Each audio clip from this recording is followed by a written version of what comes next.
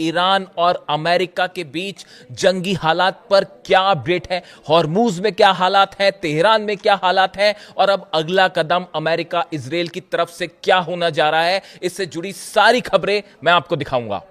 देखिए, जो खबरें हॉर्मूज से आ रही हैं उसके मुताबिक हॉर्मूज में रुक रुक कर लगातार फायरिंग हो रही है, गोला बारूद दागे जा रहे हैं। और जो खबरें हैं उसके मुताबिक ईरान की सेना ने हॉर्मूज में अमेरिकी सेना को पीछे धकेल दिया है, पीछे हटने पर मजबूर कर दिया है। जिस तरह से कल ईरान पर हमले हुए और मिसाइल्स दागी गई अलग अलग ईरान के जो पोर्ट्स हैं उनके ऊपर, जो द्वीप है उनके ऊपर हमले किए गए, तेहरान के आसपास धमाके सुनाई दिए, उसके बाद ईरान की सेना का जबरदस्त गुस्सा देखने को मिला और ईरान की सेना ने हॉर्मूज में करारा जवाब दिया अमेरिका को। और बताया जा रहा है कि अबू मेहदी मिसाइल्स की झड़ी लगा दी गई अमेरिका के वॉरशिप्स के ऊपर, अमेरिका के जहाजों के ऊपर, जिसके बाद अमेरिकी सेना को हॉर्मूज में पीछे हटना पड़ा।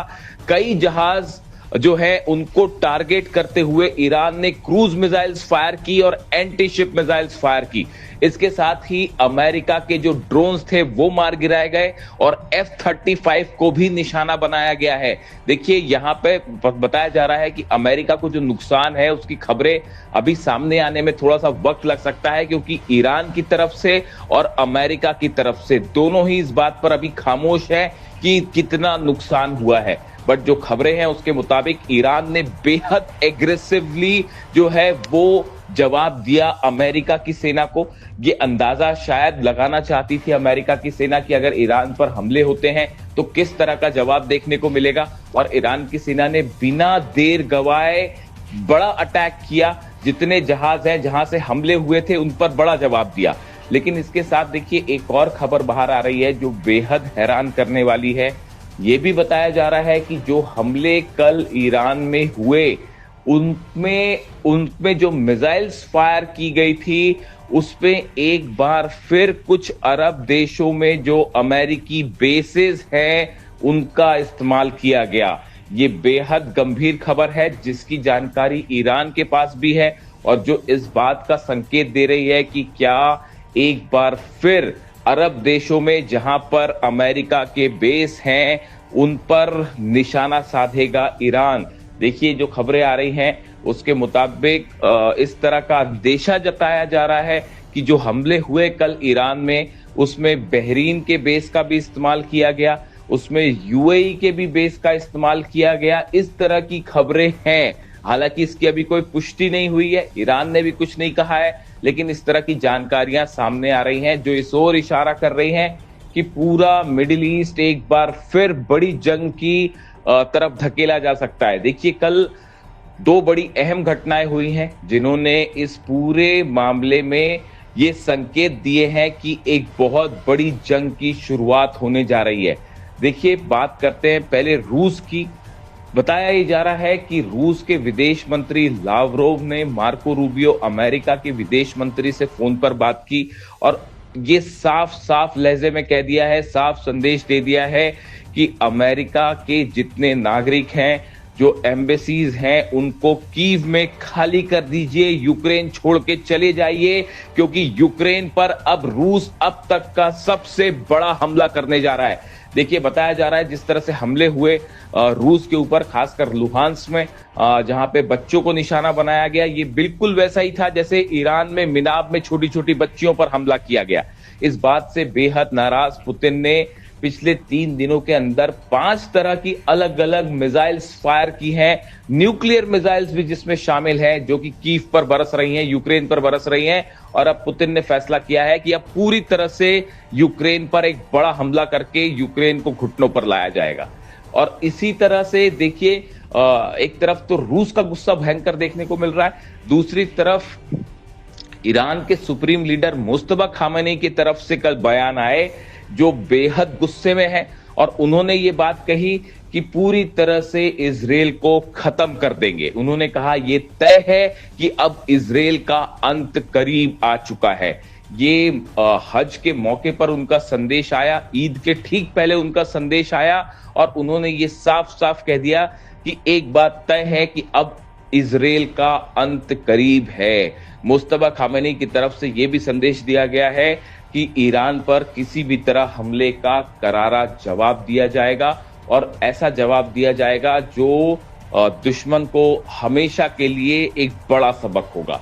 देखिए, ईरान की तरफ से लगातार ये बात कही जा रही है कि ईरान इस बार एक बड़ा सरप्राइज दे सकता है, ऐसे हथियारों का इस्तेमाल कर सकता है जो पहले नहीं किए गए।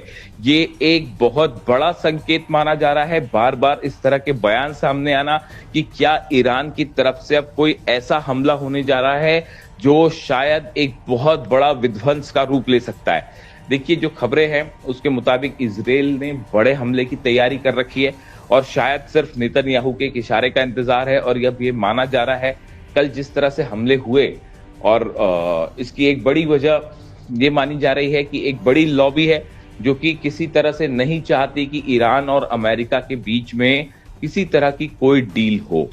देखिए, कल इस तरह की भी खबरें थी कि तेल की कीमतें जो हैं वो गिरनी शुरू हो गई थी इस खबर के बाद कि अमेरिका और ईरान में डील हो रही है। लेकिन जैसे ही स्ट्राइक हुई उसके बाद अंतर्राष्ट्रीय बाजार में तेल की कीमतें फिर बढ़ने लगी, जिसके बाद ये सवाल उठने लगे कि क्या तेल की कीमतों को मैनेज करने के लिए, शेयर बाजार को मैनेज करने के लिए इस तरह के हमले हो रहे हैं। ये एक बड़ा सवाल है। दूसरा सवाल, कई एक्सपर्ट्स ये अंदेशा जता रहे हैं कि ईरान पर एक फाइनल हमले के पहले ये हमला किया गया था, ये देखने के लिए कि ईरान कितने बड़े स्तर पर रिटेलिएट करता है, क्या जवाब देता है। यानी एक बड़ी जंग का ट्रेलर था जो कल हुआ और उसके बाद अब जबरदस्त तनाव है हॉर्मुज में। 1500 से ज्यादा जहाज फंसे हुए हैं और अब ईरान ने पूरे हॉर्मुज का कंट्रोल अपने हाथ में ले लिया है और ये बात साफ कर दी है कि बिना ईरान की सेना के परमिशन के अब एक भी जहाज हॉर्मुज से नहीं निकलेगा। यानी कुल मिला के हॉर्मुज में हालात बेहद तनावपूर्ण हैं। चीन ने जिस तरह से हमले किए अमेरिका ने, उसकी चीन ने सख्त निंदा की है और चीन की तरफ से चेतावनी आई है कि इस तरह से सीज फायर का उल्लंघन पूरे मिडिल ईस्ट को एक बड़ी जंग की ओर धकेल देगा। दूसरी तरफ यूनाइटेड नेशंस में रूस के जो राजदूत है उनकी तरफ से बयान आया, उन्होंने खुलकर ईरान का साथ दिया है और ये कहा कि बार बार पश्चिमी देश जो सीज फायर का उल्लंघन कर रहे हैं, नियमों का उल्लंघन कर रहे हैं, ये एक बहुत बड़े हादसे का, दुर्घटना का कारण बन सकता है। दूसरे शब्दों में रूस जो है वो सीधा सीधा चेतावनी दे रहा है अब अमेरिका को।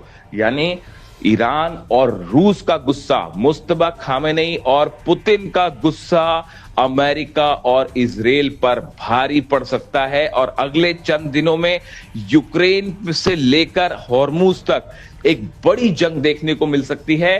और जिसमें जो है जिन मिसाइलों को लेकर अंदेशा जताया जा रहा है, क्या ईरान की आईसीबीएम देखने को मिलेगी, खुर्रमशहर 5 देखने को मिलेगी और क्या रूस की तरफ से कोई बहुत बड़ा हमला होने जा रहा है कीव पे, जो शायद इससे पहले नहीं हुआ। देखिए, ईरान के सुप्रीम लीडर मुस्तफा खामेनेई ने हज के मौके पर ईद से पहले एक बड़ा संदेश दिया है। उनकी तरफ से संदेश आया है इजराइल को लेकर। उन्होंने कहा है जिस तरह से ईरान को बार बार निशाना बनाया जा रहा है, ईरान पर हमले किए जा रहे हैं, उसका करारा बदला लिया जाएगा और इजराइल को नक्शे से मिटा दिया जाएगा, इजराइल को पूरी तरह से खत्म कर दिया जाएगा। देखिए, यह बहुत बड़ा संदेश है। मुस्तफा खामेनेई की तरफ से पहली बार इजराइल को लेकर इतना एग्रेसिव संदेश सामने आया है, देखने को मिला है।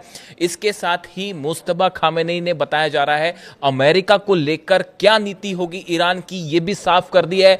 मुस्तफा खामेनेई के सोर्सेस से ये खबरें आ रही हैं, उन्होंने ये साफ कर दिया है कि मिडिल ईस्ट से अमेरिका की सेना को पूरी तरह बाहर जाना होगा। जितने अमेरिकन बेस हैं उन्हें बंद करना होगा, उन्हें खाली करना होगा और जब तक मिडिल ईस्ट से अमेरिकन फोर्सेस बाहर नहीं जाती तब तक ईरान का लक्ष्य पूरा नहीं होगा। देखिए, लगातार इस तरह की खबरें थी कि डील होने वाली है, किसी तरह का समझौता होगा, यूरेनियम को लेकर क्या शर्तें सामने रखी गई, न्यूक्लियर प्रोग्राम को लेकर क्या शर्तें सामने रखी गई हैं, संप्रति जो ईरान की फ्रीज है उनको कैसे छोड़ा जाए। इन तमाम बातों के बीच अब मुस्तफा खामेनेई ने ईरान का रुख साफ कर दिया है और उनकी टॉप प्रायोरिटी ये बताई जा रही है कि मिडिल ईस्ट से अमेरिकन फोर्सेस को बाहर करना। तमाम जो अरेबियन कंट्रीज हैं जिसको अमेरिका एक प्रकार का अपना ठिकाना मान के चलता है, इस नीति को फेल करना है। और जो एक हेवन, इजी हेवन मान के चलता है अमेरिका, अपने बेसेस लगातार सऊदी में है, बहरीन में है, जॉर्डन में है, यूएई में है,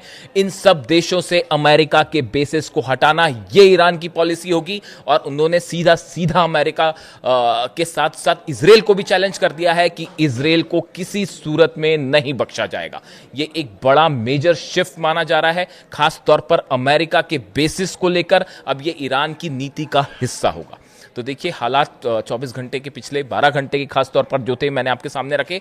जो भी बड़ा अपडेट होगा मैं आप तक फौरन पहुंचाऊंगा। वीडियो कैसा लगा कमेंट करके जरूर बताइए। Thank you so much.